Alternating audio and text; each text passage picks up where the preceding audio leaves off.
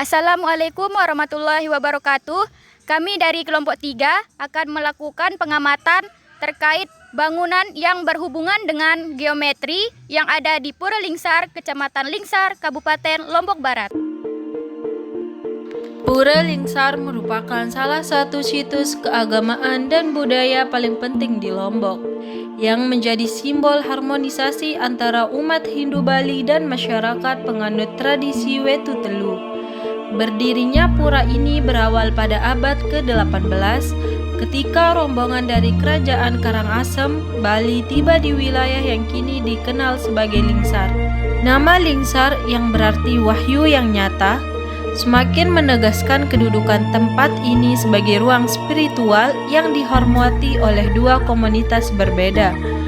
Dalam perkembangannya, kawasan suci ini terbentuk sebagai ruang ibadah yang memadukan dua tradisi besar.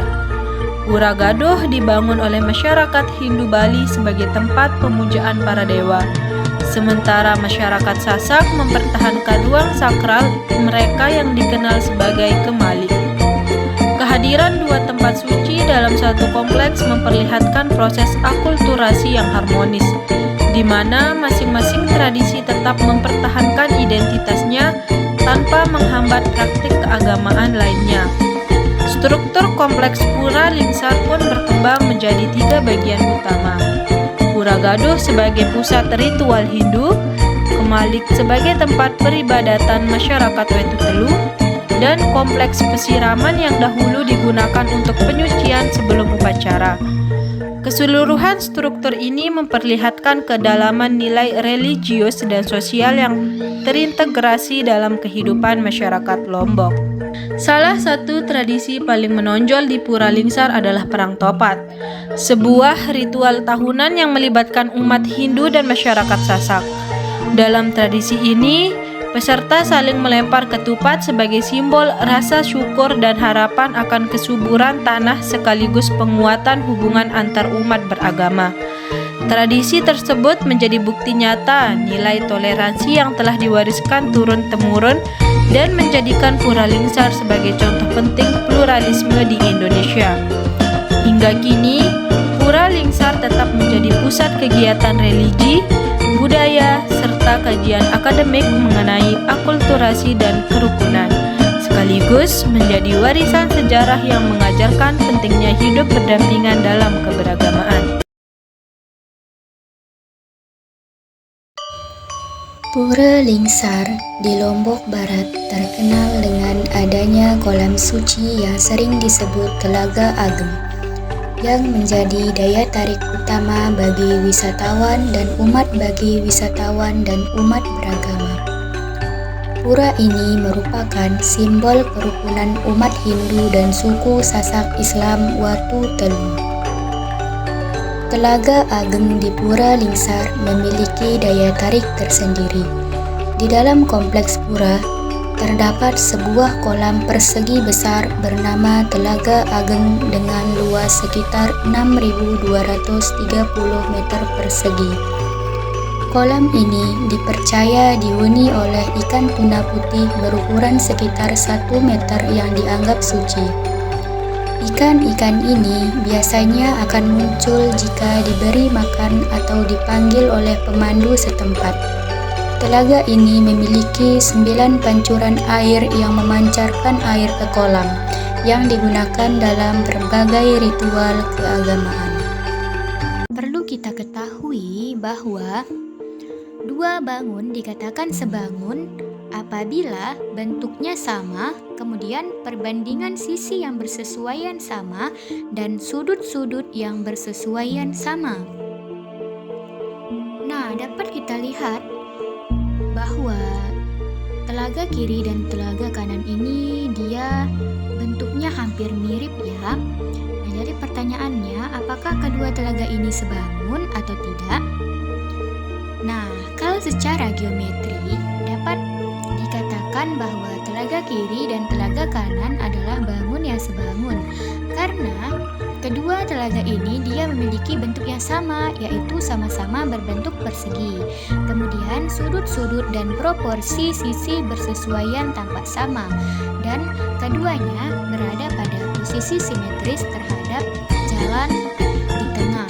Di pura lingsar, konsep mandala ini tampak pada cara ruang dipusatkan dan diarahkan. Pola ini dapat dihubungkan dengan geometri yaitu belah ketupat, di mana 4 sudutnya mewakili 4 arah yang mengitari satu pusat, sehingga mencerminkan keseimbangan dan keteraturan ruang suci. Pintu angkul-angkul di Pura Lingsar adalah gerbang utama yang menyambut setiap orang sebelum memasuki area suci. Bentuknya yang menyerupai persegi panjang bukan tanpa makna. Dalam geometri, persegi panjang melambangkan keteraturan dan arah yang jelas. Dua sisi panjang dan dua sisi pendek menciptakan keseimbangan yang stabil. Pundan berundak yang terdapat di dalam kemalik Pura Lingsar memiliki susunan bertingkat dari bawah ke atas. Jika dilihat dari samping, bentuk bertingkat ini menyerupai sebuah segitiga karena bagian bawahnya lebih lebar dan semakin mengerucut ke atas. Nah, kemarin saya sudah menemukan gambar telaga. Nah, di mana telaga ini dia berbentuk persegi besar dengan luas sekitar 6.230 meter persegi. Nah, kemudian saya akan membuktikan apakah garis AB dia kongruen dengan garis BC, kemudian garis BC kongruen dengan garis CD, kemudian garis CD dia kongruen dengan garis DA. Nah, gambar telaganya itu bisa kalian lihat seperti ini. Dari teorema 2.17 menyatakan bahwa jika sisi-sisi yang berurutan AB dan BC pada persegi panjang ABCD adalah kongruen, yaitu AB kongruen dengan BC, maka persegi panjang ABCD adalah persegi. Dengan kata lain, persegi adalah segi 4 sama sisi. Nah, untuk membuktikan apakah AB kongruen dengan BC, kemudian BC kongruen dengan CD, kemudian CD kongruen dengan DA, kita misalkan dulu diketahui ABCD adalah persegi dengan AB kongruen dengan BC. Nah, untuk membuktikannya kita akan menggunakan tabel pernyataan serta alasan. Nah, tabelnya itu seperti ini. Nah, pada tabel ini kita ketahui ABCD adalah persegi, kemudian ABCD adalah jajar genjang dengan alasan akibat dari langkah 1 atau definisi dari persegi dan persegi panjang. Kemudian AB kongruen dengan BC dengan alasan diketahui. Kemudian AB kongruen dengan CD, kemudian BC kongruen dengan DA dengan alasan sifat yang berlawanan dari jajar genjang yaitu kongruen. Kemudian AB kongruen dengan BC, kemudian BC kongruen dengan CD, kemudian CD kongruen dengan DA dengan alasan sifat transitif kongruensi. Nah, guys, dapat kita simpulkan bahwa persegi itu adalah persegi panjang yang keempat sisinya itu kongruen. Adapun salah satu corak yang ada pada Pura Lingsar yang berhubungan dengan geometri yaitu corak mandala yang berbentuk belah ketupat. Corak mandala ini bukan hanya sekedar corak, juga menjadi simbol tata ruang kerukunan dan toleransi antara umat beragama. Kemudian di sini kita akan membuktikan corak mandala yang berbentuk belah ketupat tersebut ke dalam geometris.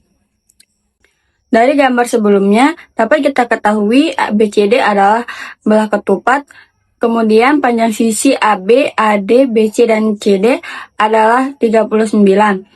Kemudian di sini kita akan membuktikan AB kongruen dengan BC, kongruen dengan CD, dan kongruen dengan DA.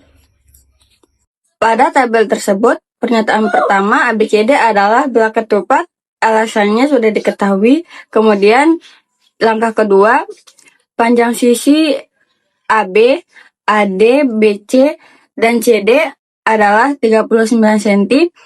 Alasannya sudah diketahui.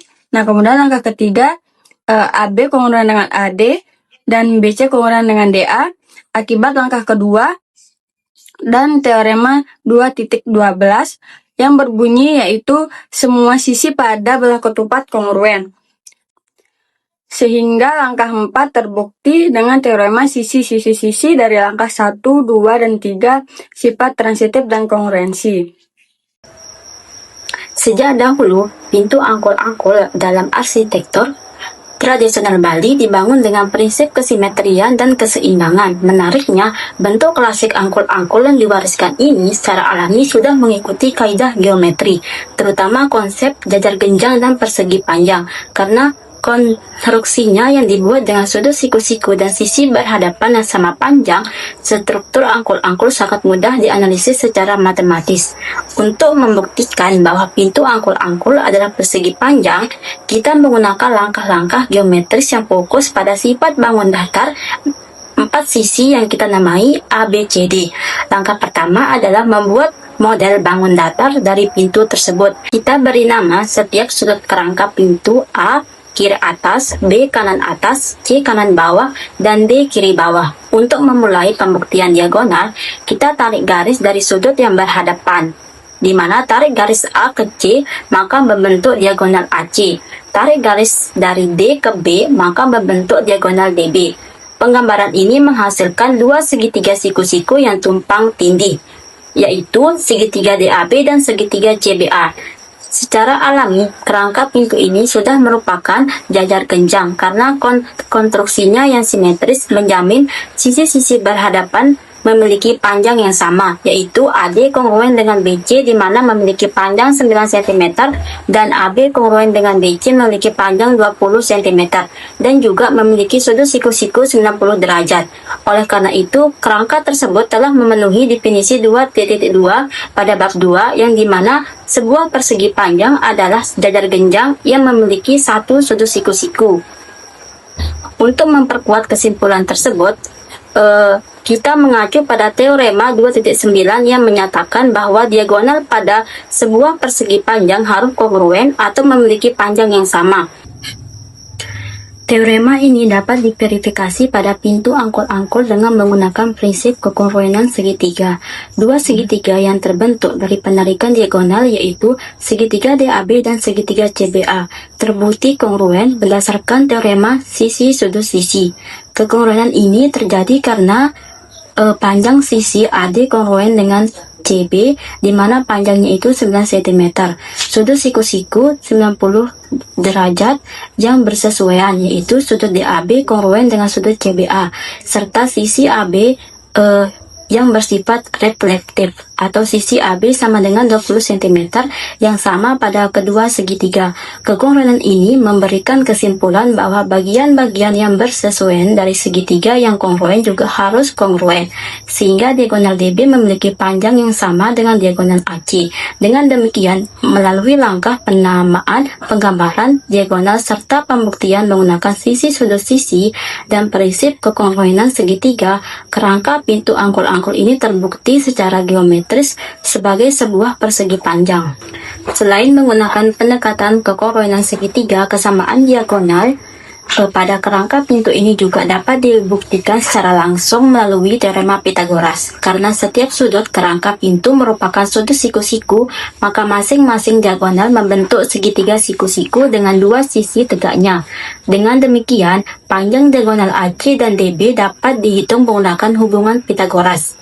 Untuk menunjukkan bahwa keduanya memiliki panjang yang sama, secara umum teorema Pythagoras menyatakan bahwa pada sebuah segitiga siku-siku dengan sisi-sisi siku-siku A dan B serta sisi miring C berlaku hubungan C kuadrat sama dengan A kuadrat ditambah B kuadrat dengan menggunakan ukuran sisi pada kerangka yaitu sisi AB sama dengan 20 cm dan sisi AD sama dengan 9 cm. Maka diagonal AC pada segitiga ABC dapat dihitung sebagai berikut. AC kuadrat sama dengan AB kuadrat ditambah BC kuadrat. AC kuadrat sama dengan 20 pangkat 2 ditambah 9 pangkat 2 sama dengan 400 ditambah 81 sama dengan 481. Maka AC-nya itu sama dengan akar 481. Demikian pula diagonal DB pada segitiga DAB dihitung dengan sisi AD sama dengan 9 cm dan sisi AB sama dengan 20 cm. Di mana DB kuadrat sama dengan AD kuadrat ditambah AB kuadrat. DB DB kuadrat sama dengan 9 pangkat 2 ditambah 20 pangkat 2 sama dengan 81 ditambah 400 sama dengan 481. Maka panjang DB adalah akar 481. Maka terbukti panjang DB dan AC itu sama, yaitu akar 481. Karena kedua diagonal memiliki panjang yang sama, yaitu akar 481, maka hal ini memperkuat hasil sebelumnya bahwa kerangka pintu angkul-angkul memiliki diagonal yang kongruen, dan dengan demikian terbukti sebagai sebuah persegi panjang. Bangunan yang kita lihat di Kemali Pura Lingsar ini adalah contoh pundak-runda peninggalan konsep megalitik Nusantara yang melambangkan perjalanan spiritual menuju tempat yang paling suci. Kalau kita lihat dari depan, bentuknya makin ke atas makin menyempit, simetris ke kanan dan kiri seperti segitiga sama kaki. Ini artinya secara budaya ia menggambarkan naik menuju puncak, dan secara geometri ia menggambarkan bangun segitiga. Hal ini membuka peluang kita untuk mengkaji bahwa budaya dan matematika, khususnya geometri, ternyata saling berkaitan. Walaupun tampak seperti bangunan sejarah, kita dapat mengkaji bentuknya menggunakan konsep geometri. Karena jika kita amati dari sisi depan, pola garis atap atau puncak, dan sisi tangga membentuk bangun dasar yang bisa dimodelkan sebagai segitiga. Model geometri yang digunakan untuk mempermudah analisis. Kita misalkan titik puncak segitiga kita beri nama A. Terus ujung kiri alas kita beri nama B, ujung kanan alas kita beri nama C. Maka terbentuk segitiga ABC yang merupakan segitiga sama kaki. Karena dua sisi yang naik ke puncak, yaitu sisi AB dan AC, memiliki panjang yang sama, kita misalkan sebagai sisi S atau sisi miring. Nah, alas BC memiliki ukuran yang diketahui, kita misalkan sebagai A. Lalu kita tarik garis dari puncak A ke alas BC secara tegak lurus, sehingga terbentuk garis tinggi AD, kita misalkan menjadi T. Karena garis itu tegak lurus, maka di titik D terbentuk sudut 90 derajat, sehingga segitiga besar ABC terbagi menjadi dua segitiga siku-siku kecil. Yang pertama segitiga ABD, dan yang kedua segitiga ACD. Pembuktian geometri mengacu pada teorema 4.4 pada bab 4. Nah, di sini fokus kita pada salah satu segitiga siku-siku, misalnya segitiga ABD. Pada segitiga siku-siku berlaku teorema Pitagoras, yaitu kuadrat sisi miring sama dengan jumlah kuadrat kedua sisi lainnya. Sehingga AB kuadrat sama dengan BD kuadrat ditambah AD kuadrat. Karena BD adalah setengah dari alas BC pada segitiga sama kaki, maka BD sama dengan A/2 kuadrat.